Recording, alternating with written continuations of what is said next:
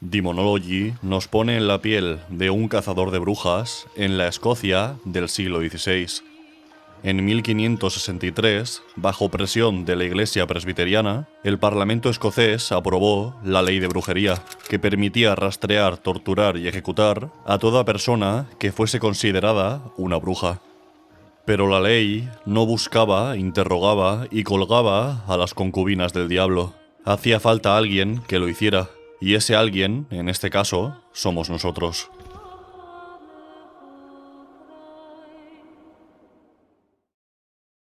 Hemos sido enviados a un pequeño pueblo de solo 6 habitantes, todos bastante extraños, y tenemos 5 días para averiguar cuál de ellos está practicando la brujería. Cuando el plazo termine, deberemos decidir quién merece la horca, así que mejor asegurarnos de enviar a la muerte a la persona correcta. Este pueblo, si es que podemos llamarlo así, está formado por 6 lugares de interés, en los que encontramos a los 6 posibles culpables. El bosque, hogar de una anciana decrépita llamada Griselda, la vieja iglesia, lugar de oración del padre Eusebio, el sacerdote del pueblo, el anillo de piedras, frecuentado por una doncella herborista llamada Lilias, la casa del pastor, que se marchó del pueblo para no pagar sus deudas y en la que ahora solo vive Violeta, su mujer, la casa del herrero, un hombre con la mandíbula enferma llamado Oswin, y el cruce de Bothwell, donde un individuo de extraño aspecto que responde al nombre de Firin pasa los días pescando. Desde el primer momento, queda claro que ninguno de los sospechosos es del todo normal, y el mejor ejemplo de ello es Griselda, la anciana que vive en el bosque. Lo primero que nos dice cuando nos ve es que somos unos idiotas por entrar en sus tierras sin permiso. Después, sin que nosotros le digamos nada, afirma que el pueblo está lleno de brujas y nos lanza una maldición. Forúnculos en nuestro miembro viril y gusanos en nuestro trasero. Sin duda, unas declaraciones un poco fuera de lugar. Un iluso podría pensar que el sacerdote, que debería ser nuestro principal aliado en la búsqueda de la bruja, es una persona normal, pero estaría cometiendo un error. El padre Eusebio es, con diferencia, el personaje más siniestro de todo el pueblo. Su iglesia está sucia y envuelta en las más oscuras tinieblas, y algo en su rostro nos dice que no es un buen siervo de Dios. Sin embargo, en nuestra primera conversación, consigue pasar más o menos por un hombre piadoso, aunque muestra una palpable e inquietante obsesión con la doncella del anillo de piedras, a la que supuestamente vio bailando con sombras durante la noche. Algo extraño, porque esta simpática mujer, cuyo nombre, Lilias, encaja a la perfección con su profesión de herborista, no parece haber cometido mayor pecado que el asesinato de plantas para la elaboración de medicinas.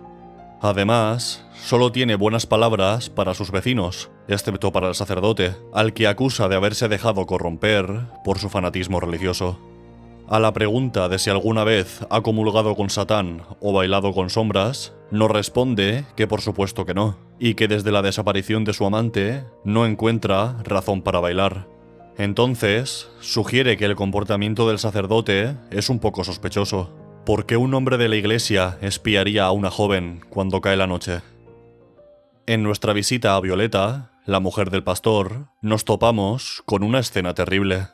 Al parecer, todas sus ovejas están muertas, y la causa de esta tragedia, nos dice muy convencida, es que el malvado herrero envió a su espíritu familiar lobuno para que matara a su ganado. Por si alguien no entiende de qué habla esta buena mujer, un espíritu familiar es una criatura mitológica, normalmente con forma de animal, que se decía que servía a los brujos y las brujas. Y en este caso, el supuesto brujo es el herrero y el supuesto espíritu familiar es un lobo. Lo curioso de esta acusación es que es el herrero quien nos ha mandado llamar. Ha sido él quien nos ha pedido que encontremos a la bruja. ¿Por qué?, os preguntaréis. Pues porque dice que la mujer del pastor ha usado un hechizo para hacer que su mandíbula se desprenda de su cabeza. Por eso lleva puesto un aparato metálico en la parte inferior de su rostro. Tanto él como su enemiga están convencidos de que el otro practica la brujería, así que lo mejor será prestar especial atención a ambos. Y el último habitante del pueblo, que parece caerle bien a todos sus vecinos, al menos a los que están cuerdos, es Firin, el pescador de aspecto licantrópico. Por su parquedad en palabras y su tosca forma de hablar, es evidente que a pesar de que nadie tiene nada malo que decir sobre él, no suele relacionarse con otras personas. En resumen, su testimonio no nos sirve para nada. Tras conocer a todos los sospechosos, el panorama no es muy alentador. Los candidatos a bruja son una anciana demente, un sacerdote pervertido, una herborista hippie, una ganadera resentida, un herrero con la mandíbula colgandera y un hombre lobo antisocial. Cualquiera de ellos podría ser el adorador de Satanás, y un cazador de brujas con poca paciencia no dudaría en mandar a todos a la horca. Pero nosotros no somos así de cutres. Queremos hacer un buen trabajo y hallar la verdad, aunque sea a costa de nuestro sudor. Por suerte, tenemos un arma secreta que puede hacernos la vida más fácil: la tortura. En Demonology, como ocurría en la Escocia del siglo XVI, si creemos que las palabras no nos llevan a ningún lado, porque los sospechosos se niegan a colaborar como es debido, hay métodos más efectivos que podemos emplear. Podemos sentarlos en una silla y darles un baño intermitente. Y además de motivarlos a decir la verdad, les estaremos haciendo un favor, porque en aquella época la higiene no era una prioridad.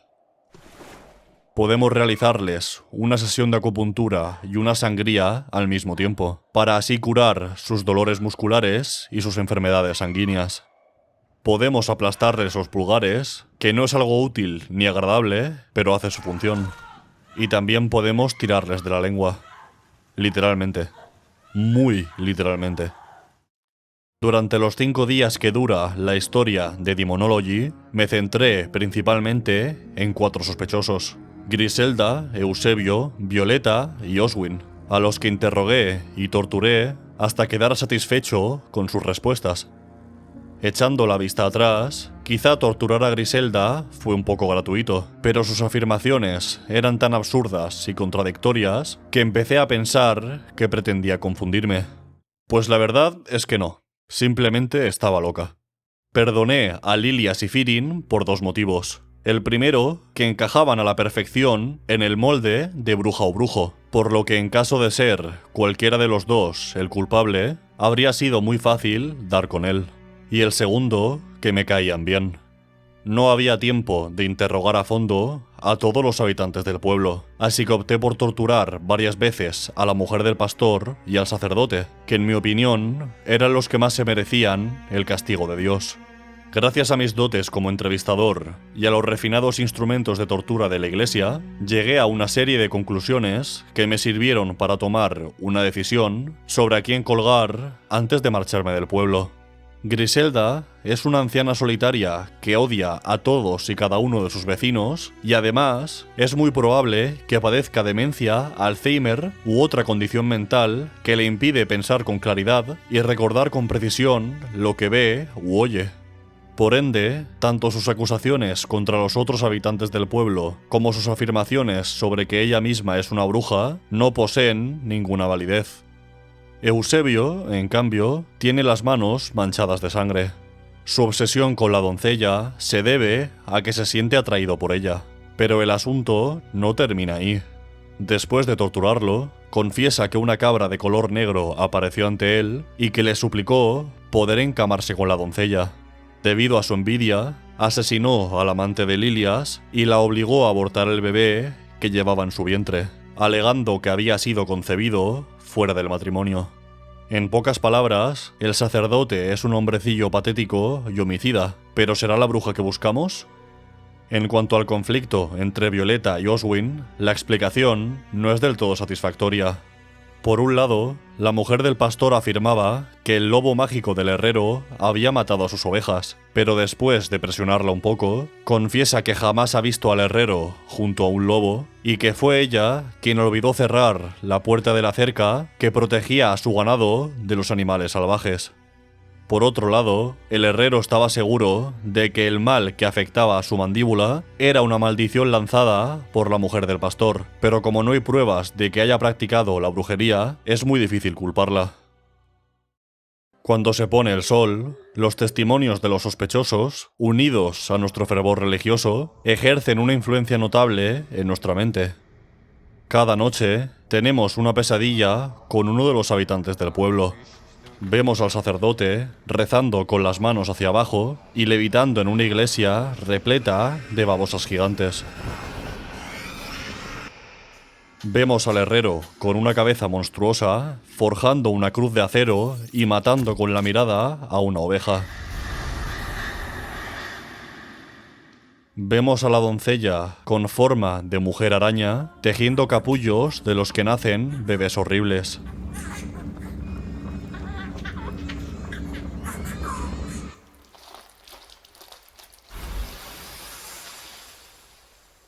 Y finalmente, vemos a una bruja transformando a un hombre en un árbol en medio del bosque.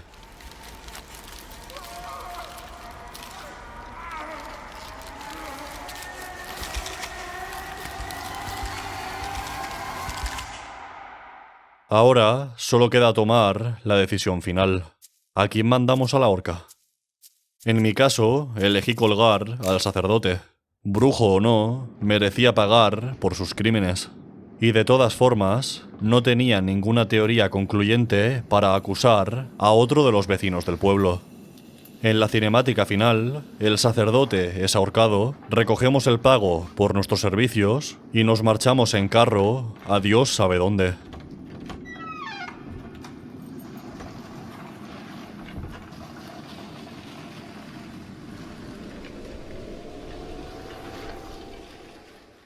Y ya está. Fin. Game over. Se finí. Se acabó. Terminó. El juego no nos dice si hemos acertado o no. Y tampoco quién es la bruja. Sinceramente, me sentí un poco estafado. Por suerte, Internet es una herramienta maravillosa para compartir información. Abrí Google y busqué quién era la bruja. Y entonces, mientras escribía la pregunta en el buscador, me di cuenta de que Demonology había jugado con mi cabeza.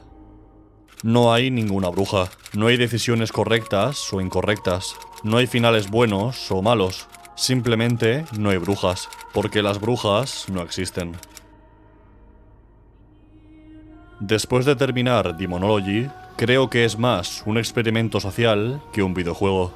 Creo que, más que entretener, pretende enviar un mensaje. Y lo consigue, al menos en mi caso. Su premisa es simple.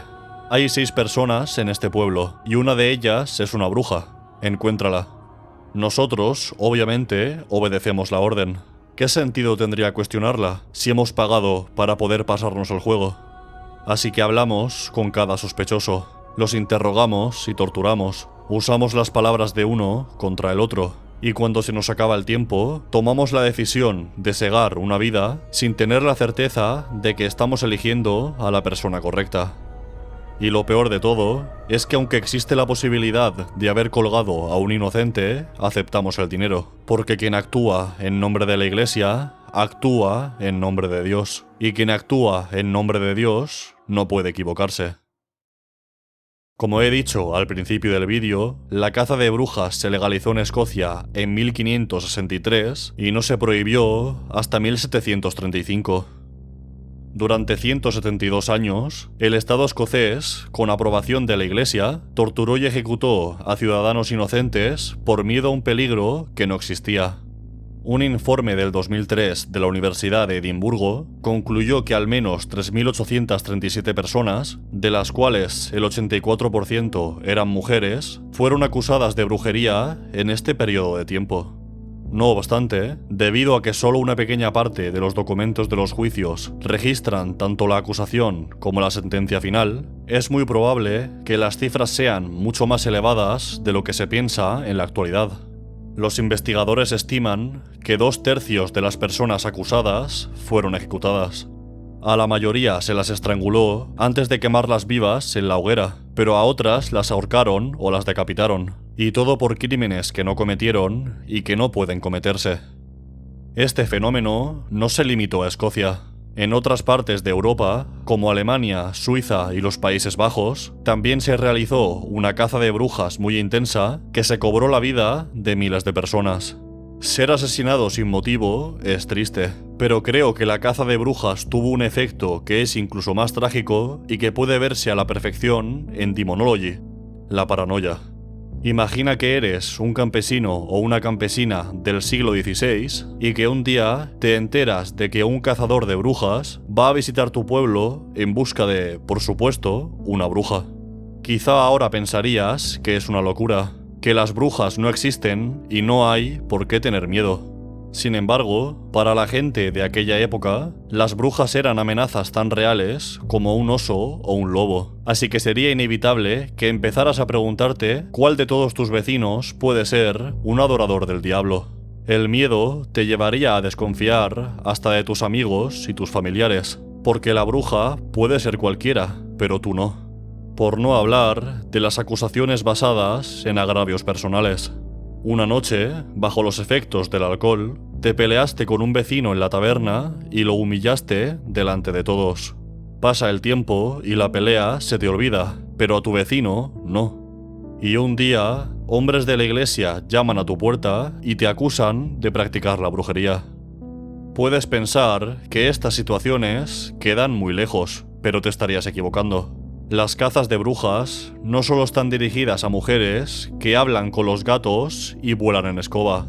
Históricamente, en algunos países, la sola sospecha de pertenecer a grupos que se oponen al gobierno ha servido como justificación para violar todos los derechos humanos de los acusados.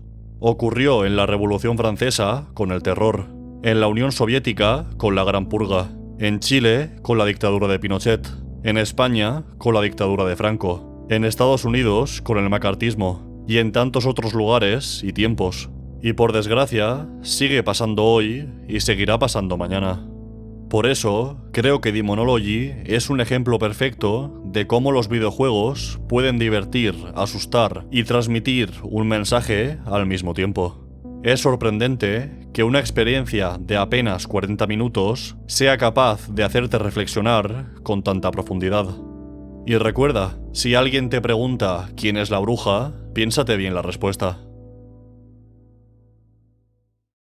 Muchas gracias por ver el vídeo, sobre todo a los miembros del canal. Si te gusta mi contenido, te recomiendo que eches un vistazo a los enlaces de la descripción.